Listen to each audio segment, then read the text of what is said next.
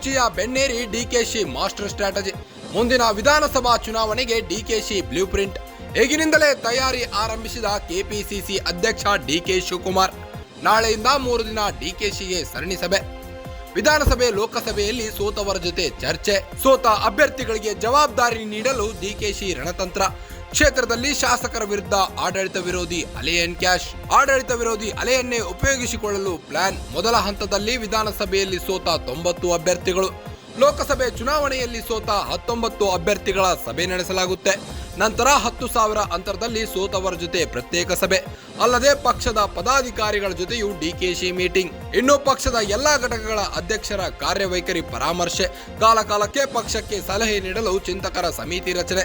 ಬುದ್ಧಿಜೀವಿಗಳನ್ನ ಒಳಗೊಂಡ ಸಮಿತಿಯೊಂದನ್ನ ರಚಿಸಲು ಪ್ಲಾನ್. ಈ ಸಮಿತಿಯಲ್ಲಿ ಯಾರು ಇರಬೇಕು ಅನ್ನೋದ್ರ ಬಗ್ಗೆ ಚರ್ಚಿಸಿ ಮುಂದಿನ ನಿರ್ಧಾರ ತೆಗೆದುಕೊಳ್ಳಲಿರುವ ಡಿಕೆಶಿ. ಸಮಯ ವ್ಯರ್ಥ ಮಾಡದೆ ಚುನಾವಣೆಗೆ ಈಗಿನಿಂದಲೇ ತಯಾರಿ. ಸಿಎಂ ಕುರ್ಚಿಯ ಬೆನ್ನೇರಿ ಡಿಕೆಶಿ ಮಾಸ್ಟರ್ ಸ್ಟ್ರಾಟಜಿ ಹಾಕಿದ್ದಾರೆ. ಮುಂದಿನ ವಿಧಾನಸಭಾ ಚುನಾವಣೆಗೆ ಡಿಕೆಶಿ ಬ್ಲೂ ಪ್ರಿಂಟ್ ನೀಡಿದ್ದಾರೆ.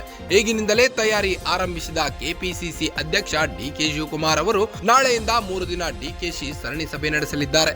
ವಿಧಾನಸಭೆ ಲೋಕಸಭೆಯಲ್ಲಿ ಸೋತವರ ಜೊತೆ ಚರ್ಚೆ ನಡೆಸಲಿದ್ದಾರೆ. ಸೋತ ಅಭ್ಯರ್ಥಿಗಳಿಗೆ ಜವಾಬ್ದಾರಿ ನೀಡಲು ಡಿಕೆಶಿ ರಣತಂತ್ರ ಹೆಣೆದಿದ್ದಾರೆ.